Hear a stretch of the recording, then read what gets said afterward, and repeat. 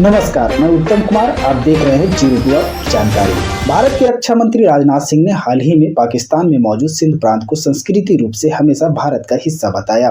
उनके इस बयान को पाकिस्तान ने अवास्तविकता, भड़काऊ और इतिहास को तोड़ने मरोड़ने की कोशिश का बयान दरकरार दिया। ऐसे में जानना दिलचस्प हो जाता है कि आखिर सिंध से जुड़ा इतिहास क्या है। इतिहास और राजनीतिज्ञ विशेषज्ञ इस मामले पे क्या कहते हैं। इनसाइक्लोपीडिया ब्रिटानिका में लिखा है कि दुनिया की 3 सबसे प्राचीन सभ्यताओं यानी मेसोपोटामिया की सभ्यता, मिस्र की सभ्यता और सिंधु घाटी में स्थित सिंधु घाटी की सभ्यता क्षेत्रफल के हिसाब से सबसे ज्यादा फैली हुई थी। वहीं सुहेल जहीर लारी अपने पुस्तक अ हिस्ट्री ऑफ सिंध में लिखते हैं कि यह सभ्यता लगभग वर्तमान पाकिस्तान के क्षेत्र में फैली हुई थी। यह दक्षिण और पूर्वी में वर्तमान भारतीय राज्य गुजरात, राजस्थान, हरियाणा तक, जबकि पश्चिम में अफगानिस्तान तक थी। इनसाइक्लोपीडिया ब्रिटानिका के स्रोत के मुताबिक 1711 ईस्वी में अरबों के सिंध में आने के साथ दक्षिण एशिया में इस्लाम का नींव पड़ी।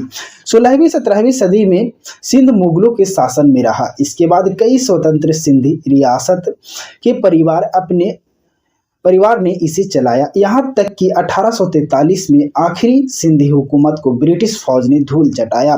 उस वक्त सिंध के ज़्यादातर हिस्सों को बॉम्बे प्रेसिडेंसी में शामिल कर दिया गया था। पर यहाँ पर एक सवाल उठता है कि सिंध ने पाकिस्तान का हिस्सा बनने का फैसला क्यों लिया। पाकिस्तान के संस्थापक मोहम्मद अली जिन्ना अपने 14वें पॉइंट की लिस्ट में सिंध को बॉम्बे से अलग करने की मांग की थी।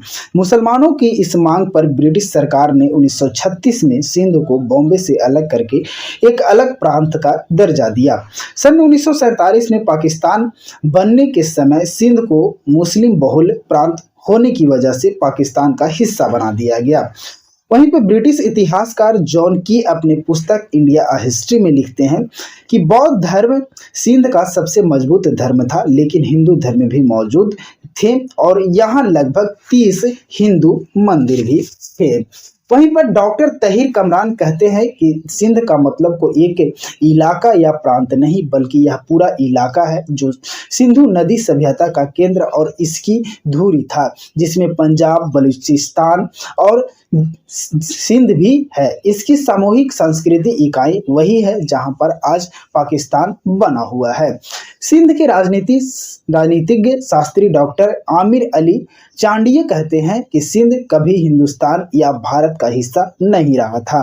वो कहते हैं कि सन 1847 में सिंध को जबरदस्ती बॉम्बे प्रेसिडेंसी में शामिल किया गया। इस फैसले के खिलाफ सिंध के लोगों ने लंबी लड़ाई की, जिसके बाद सिंध की अलग पहचान बहाल हुई। इसके बाद भी सिंध ने अंग्रेजों के खिलाफ केवल संसदीय और लोकतंत्रीय संघर्ष किया, यहाँ तक कि अंग्रेजों को सिंध में मार्शल लॉ लगाना पड़ा, मगर सिंध ने गुलामी कबूल नहीं की।